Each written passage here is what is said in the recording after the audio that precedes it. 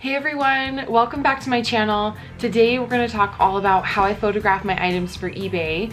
And don't mind the mess behind me, by the way. We're redoing our entire inventory system and it's definitely a process. So I'm definitely going to do a YouTube video on my new inventory system, so that's coming up. But for now, let's talk about photography. So I'm gonna be honest, I don't try to make my pictures look perfect, and this is the reason. I have very limited time. So I take my items, I try to get the cleanest picture I can. It's not always perfect, but I flat lay in a corner of my living room that has a lot of light, and I've just found that that is sufficient for my needs. Really what I go for is how fast can I photograph everything that I have, and I just try to go as quickly as possible. What I've found is things still tend to sell for me, even if the picture isn't like 100% perfect. There is such a thing as good enough. And if the brand is right, if the style is right, it doesn't have to be the absolute perfect picture to get the sale. And maybe it'll cost me an extra $5 in what I could have gotten. I'm not paying a ton for my items in general. So if it's the right brand, the right style, I'll just flat lay it, smooth it out, take a picture of the front, take a picture of the fabric tag, the size tag, like the care tag, and then that way I know the fabric content because a lot of buyers want to know. Then I flip it over, take a picture of the back, and I actually take a photograph of that measurement as I am doing it.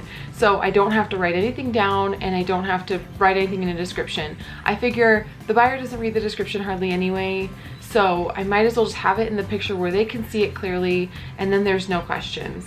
So that's just what works for me. Again, this is my process. It may not work for you. You may have a different process and that is totally fine. But with this method, I'm able to go through, 30, 40, 50 items an hour, sometimes even more if I have a lot of the same thing. Once I was able to do 75 in an hour because I had all the same type of t-shirt and I just flew through them one by one. And especially if you're doing shoes, those are a lot easier, no measurements required. Those go quickly as well. So just something to keep in mind. This is how I do my photographing. It doesn't mean it's how you have to do it again.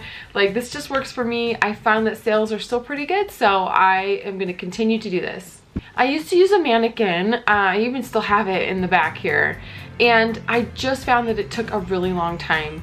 And for the kinds of items that I sell, mostly $20, $30 items, it just wasn't worth it to put it on a mannequin and make it look super fancy. Plus with the mannequin, you have to have a completely white backdrop and you have to have the right setup so that the lighting doesn't cast shadows. It just wasn't for me, but it works beautifully for so many people.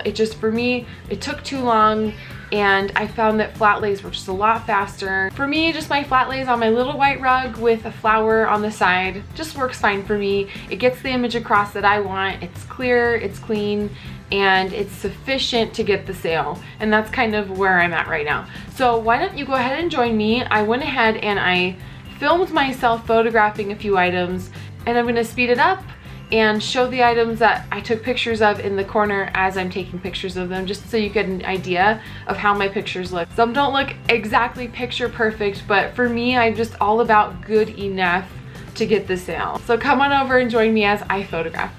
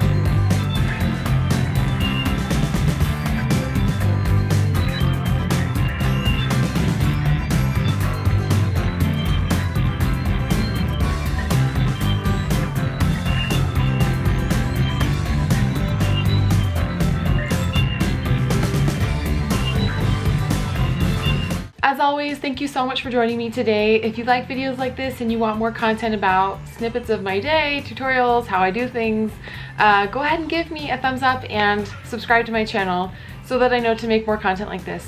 Thanks for joining me, guys. I will catch you next time.